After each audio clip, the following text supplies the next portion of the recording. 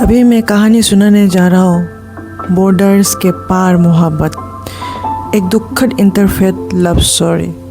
Interfaith मतलब अलग अलग जात का। तो सुनिए। आरव ने जोया को पहली बार एक बारिश भारी दोपहर को देखा था। वो पुरानी लाइब्रेरी के बाहर अपनी आधी टूटी छतरी के नीचे खड़ी थी और किताबों से भरी सूटकेस बचाने की कोशिश कर रही थी। उसकी शांत आँखों और हल्का सा मुस्कुराहट ने आरव को तुरंत खींच लिया। वो उसके पास गया, अपने जैकेट दिया और जोया ने शर्माते हुए एक्सेप्ट कर दिया। बस वही से एक छोटी सी मुलाकात ने एक बड़ी कहानी बनानी शुरू कर दी। आरव हिंदू था, एक पारंपरिक परिवार का एक लौता बेटा। जोया मुस्लिम थी, एक सख्त भाई और रक्षा करने वाली माँ की बेटी। दोनों की दुनिया अलग, रीति रिवाज अलग, पर दिल और जुबान एक ही है, प्यार में। हर शाम आरव और जोया ने नदी के किनारे नीम के पेड़ों के नीचे वाले बेंच पर मिलते थे। जोया शायरी लाती थी, आरव हंसी लाता था। दोनों मिलकर एक छोटा सा अपना ब्रह्मांड बनाते हुए, जिस पर सिर्फ उनका हक था। पर परिवारों के कारण हवा से तेज होते हैं। आरव के घर पहले अफवाह पहुँचे।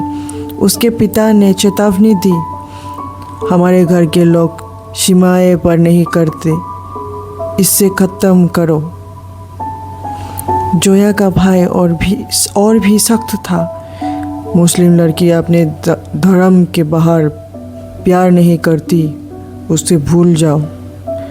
पर दिल किसी की सुनता है, प्यार कैसे मिटाए। दोनों ने वादा किया, वो लड़ेंगे, वो टिकेंगे, वो एक साथ भविष्य बनाएंगे। बस किस्मत ने कुछ और लिख रखा था। एक रात जोया पकड़ी गई जब वो आरव से मिलने चुप कर जा रही थी। उसके भाई ने उसका कमरा बंद कर दिया, फ़ोन ले लिया। आरव बेचैन था, हाथ में एक लेटर लिए उसके गली के बाहर इंतज़ार कर रहा था। पर वो लेटर कभी जोया तक पहुंचा ही नहीं। जोया के परिवार ने उसके खिलाफ़ कंप्लेंट कर दी। आरव के परिवार को बदनामी का डर था, इसलिए उन्होंने उसे घर से निकाल कर रख दिया। दोनों को सबसे ज़्यादा ज़रूरत एक दूसरे की थी, पर दोनों अपने अपने घरों में कैद हो गए।